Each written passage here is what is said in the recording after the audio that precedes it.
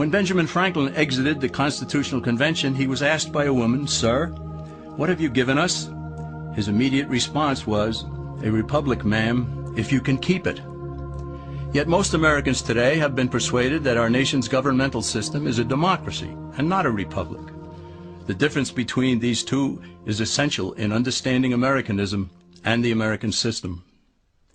Before we discuss political systems, however, it's helpful to address the confusion that has been spread about the political spectrum. Many have been led to believe that the political spectrum places groups such as communists on the far left, fascists or dictators on the far right, and political moderates or centrists in the middle.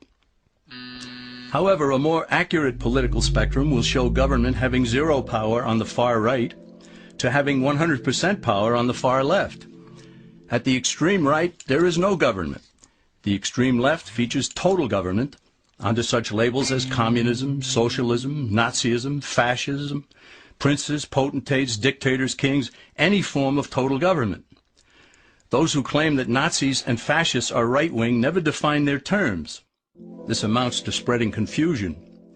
Toward the middle of the political spectrum can be found the type of government limited to its proper role of protecting the rights of the people. That's where the Constitution of the United States is. Those who advocate such a form of government are really constitutional moderates. So let's analyze the basic forms of government. They are monarchy or dictatorship ruled by one, oligarchy ruled by a few, democracy ruled by a majority, republic ruled by law, and anarchy, which is ruled by no one. In discussing these five, we'll see that they can be narrowed down to even fewer. Looking first at monarchy or dictatorship, this form of government doesn't really exist in the practical sense. It's always a group that puts one of its members up front. A king has his council of nobles or earls, and every dictator has his bureaucrats or commissars, the men behind the scenes. This isn't ruled by one, even though one person may be the visible leader. It's ruled by a group. So let's eliminate monarchy, dictatorship, because it never truly exists. Oligarchy, which is ruled by a group, is the most common form of government in all history. And it is the most common form of government today. Most of the nations of the world are ruled by a powerful few, and therefore oligarchy remains. At the other end, we find anarchy, which means without government. Some people have looked over history and found that many of its worst crimes were committed by governments, so they decided that having no government might be a good idea. But this is a mistake, because as the ancient Greeks stated, without law there can be no freedom. Our founding fathers agreed and held that some amount of government is a necessary force in any civilized, orderly society.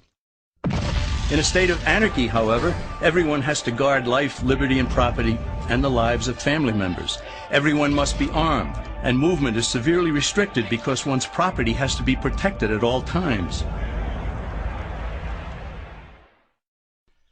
Civilized people have always hired someone to do the guarding, a sheriff, a police force, or some branch of government. Once law enforcement was in place, the people were freer. They could leave their property, work in the fields, and so on. In short, the proper amount of government makes everyone freer. There are some who advocate anarchy, however, not because they want no government, but because they don't like what they have. They use anarchy as a tool for revolutionary change. The condition of anarchy is very much like a vacuum where something rushes in to fill it. These calculating anarchists work to break down the existing government with rioting, killing, looting, and terrorism. Tragically, the people living in such chaos often go to those best able to put an end to it and beg them to take over and restore order. And who is best able to put an end to the chaos? The very people who started it. The anarchists who created the problem then create a government run by them, an oligarchy, where they have total power. This is exactly what happened in Russia that led to Lenin taking total power, and in Germany where Hitler's brown shirts created the chaos that brought him to power. But anarchy isn't a stable form of government. It's a quick transition from something that exists to something desired by the power-hungry. It's a temporary condition, and because it isn't permanent, we eliminate it as well. The word democracy comes from two Greek words, demos, meaning people, and kratein, meaning to rule. Democracy, therefore, means the rule of the people, majority rule. This, of course, sounds good, but suppose the majority decides to take away one's home, or business, or children. Obviously, there has to be a limit. The flaw in democracy is that the majority isn't restrained. If more than half the people can be persuaded to want something in a democracy, they rule. What about republic? Well, that comes from the Latin, res meaning thing, and publica meaning public. It means the public thing, the law. A true republic is one where the government is limited by law, leaving the people alone. America's founders had a clean slate to write on. They could have set up an oligarchy. In fact, there were some who wanted George Washington to be their king. But the founding fathers knew history, and they chose to give us the rule of law in a republic, not the rule of a majority in a democracy. Why? Let's demonstrate the difference in the setting of the Old West. Consider a lynch mob in a democracy. 35 horseback riders chase one lone gunman.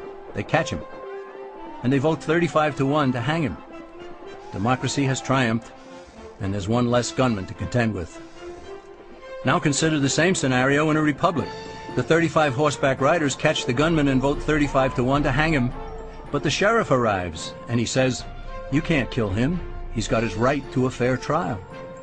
So they take the gunman back to town. A jury of his peers is selected, and they hear the evidence and the defense, and they decide if he shall hang. Does the jury even decide by majority rule? No, it has to be unanimous, or he goes free. The rights of the government aren't subject to majority rule, but to the law. This is the essence of a republic. Many Americans would be surprised to learn that the word democracy does not appear in the Declaration of Independence or the U.S. Constitution, nor does it appear in any of the constitutions of the 50 states. The founders did everything they could to keep us from having a democracy. The founders had good reason to look upon democracy with contempt, because they knew that the democracies in the early Greek city-states produced some of the wildest excesses of government imaginable.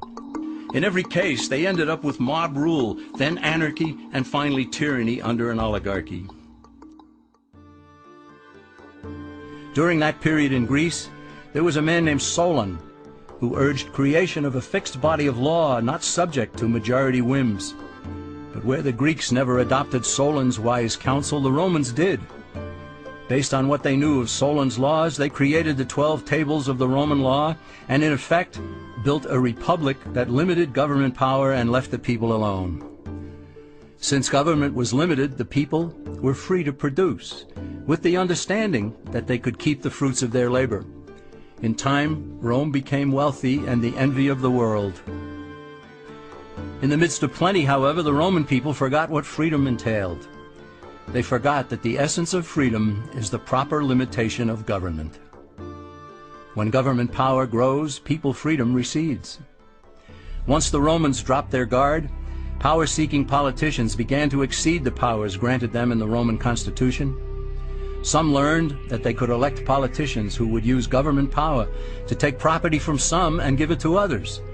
Agriculture subsidies were introduced, followed by housing and welfare programs. Inevitably, taxes rose and controls over the private sector were imposed. Soon, a number of Rome's producers could no longer make ends meet, and they went on the dole. Productivity declined, shortages developed, and mobs began roaming the streets, demanding bread and circuses from the government. Many were induced to trade freedom for security. Eventually, the whole system came crashing down. They went from a republic to a democracy, and ended up with an oligarchy under a progression of the Caesars.